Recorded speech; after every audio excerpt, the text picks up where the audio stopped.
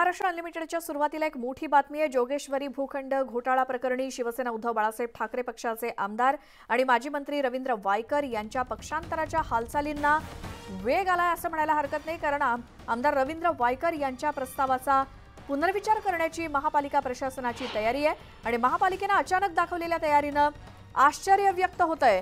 हे प्रकरण सर्वोच्च न्यायालयात अंतिम टप्प्यात असताना महापालिकेने प्रस्तावाचा पुनर्विचार करण्याची तयारी असल्याचं प्रतिज्ञापत्र सादर केलंय आणि महापालिकेच्या या सावध पवित्र्यामुळे रवींद्र वायकरांविरोधातील आरोप न्यायालयीन लढ्यात टिकण्याची शक्यता कमी आहे। त्यामुळे रवींद्र वायकर यांच्या पक्षांतराच्याच हालचाली तर नाहीत ना, अशी देखील शक्यता वर्तवली जाते। कथित जोगेश्वरी भूखंड घोटाळा प्रकरणी रवींद्र वायकर यांची कसून चौकशी सुरू आहे